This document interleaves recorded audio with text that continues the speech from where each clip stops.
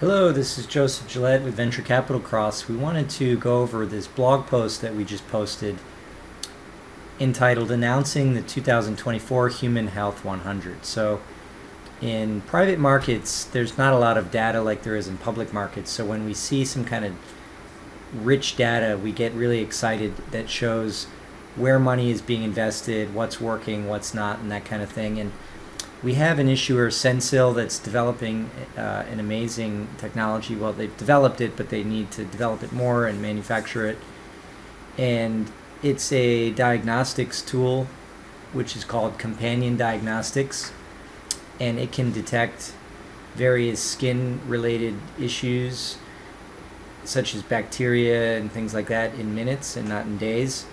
And it's super exciting. So we're researching a lot in medtech and the healthcare investment sector, and this is a post from SOSV, which is a huge health tech investor. So let's just go to the SOSV site really quickly that we can get an idea of. We'll make this window a little smaller that you can see it here.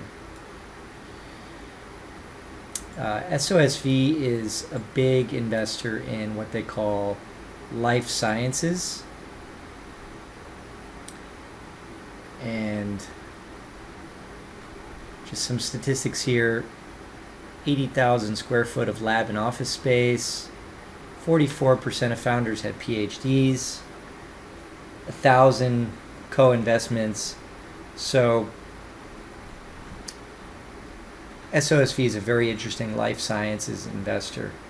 That's Sean O'Sullivan. I've spoken to him. It's a great company. So we haven't reached out to SOSV yet, but they have this amazing blog post that we reblogged on our blog. And it has a lot of statistics on health investments. So for example, what does the health investment sector look like from 2022 to 2024?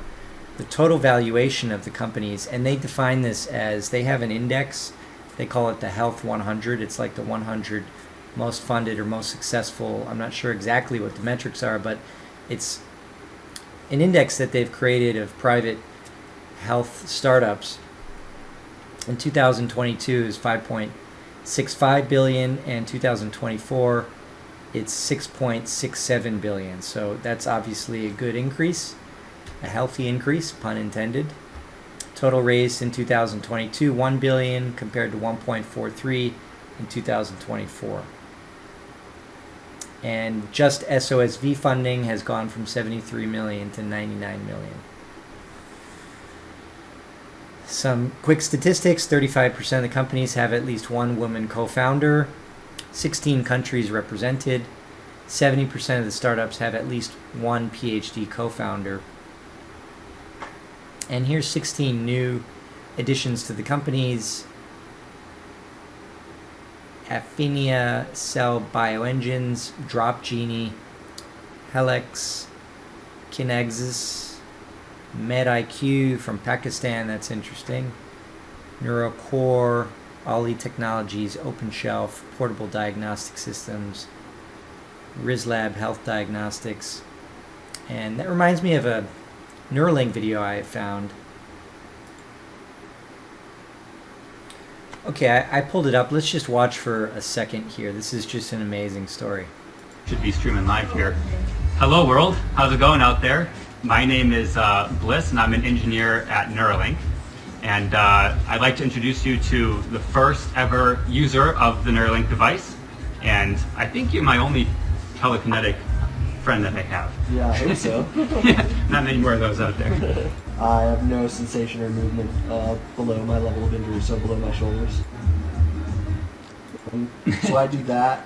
I think that's pretty super easy. I literally was released from the hospital a day later. I have no cognitive impairments. Well, I guess none that were caused by the surgery. I've been to a chest once, so you know. Yeah.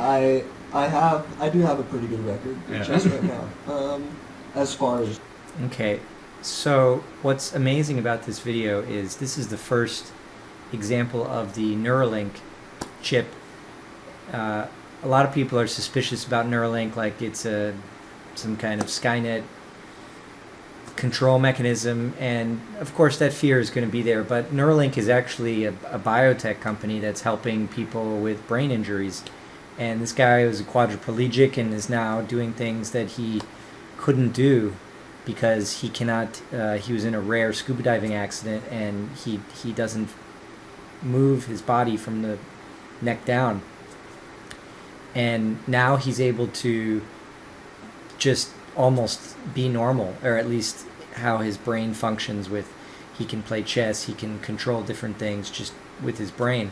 That's what Neuralink is. It's really a health tech or med tech company, and I bring that up because many of these companies like Sensil are developing just amazing things, and that's what we see in this data here. So you can click on this on our blog. I'm not going to go through the whole thing. I just want to show that we're going to be posting research on our blog. It's blog.vccross.com, and this is the spreadsheet which has all the data. It has the company and what they're doing, remote care, public health, and then you can click download CSV and it's going to download right to your computer. You can look at that, and then we have a link to Sensil at the bottom.